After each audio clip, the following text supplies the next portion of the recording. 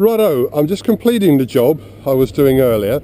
I'm sawing up the these bits of wood which I've cleared from here, and it's easier to do it while they're green. Now, if you actually know how to do this, you might want to turn off at this stage because this really isn't terribly exciting. I'm using the old, sort of more or less worn out Silky Fox saw blades. We've got four of these saws, and each year we get 2 new blades. So we've got a new blade each. So because we think, why should we prune our apple trees with anything less than a perfect saw? And I'll show you the difference in a moment. But the blades, when we think they're no longer quite good enough for our apple trees, because nothing is too good for our apple trees, then what we do is we take them off. They're not bad enough to throw away, so we use them for jobs like this. And I'm just sawing this up. It's much easier to saw this up when it's green, so I'm sawing this up for the right size. This is the new blade. I just figured I'll show you the difference.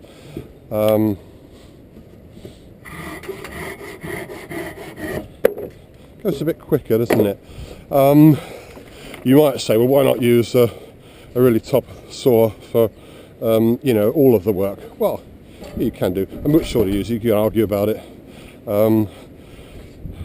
But you know, one of these saws with the holster is about £55 new, and the new blade is about £40.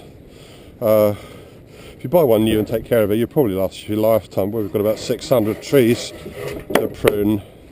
We like to get a new blade each year. It just gives a beautifully smooth edge. Let's make one more cut with this, and just carefully put this back. We're just being economical, that's all. Making the best of you, because this is now only about as sharp as an ordinary saw when brand new. But it'll do this okay. See, it's not going through quite as quick.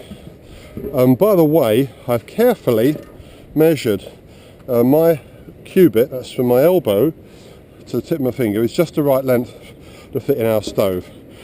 So I cut a little bit shorter than that. If you cut bits of wood too long to go in your stove, then you will be very frustrated and annoyed. On the other hand, if you cut them much too short, then you're just multiplying your effort.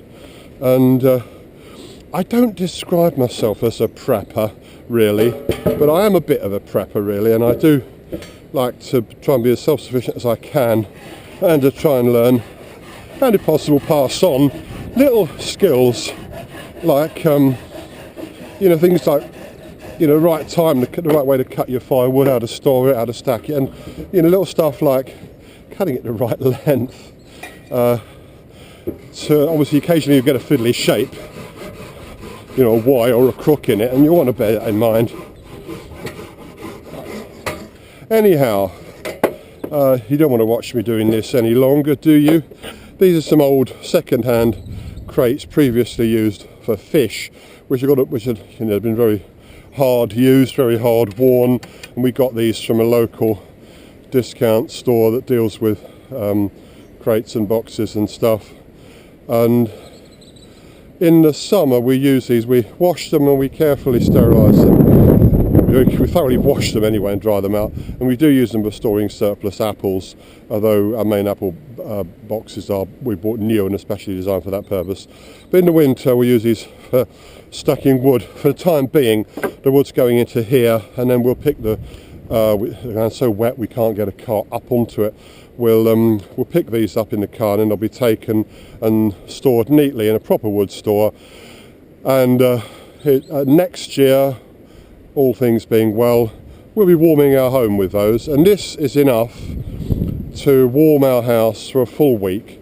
And this is the trimmings and that lot from about 20 metres of hedgerow, and we've got about 1,000 metres of hedgerow, so we've got enough wood just coming from the hedgerow. We don't cut it all every year, but probably from our hedgerows we've probably got getting on for enough wood to warm our home renewably, carbon neutrally.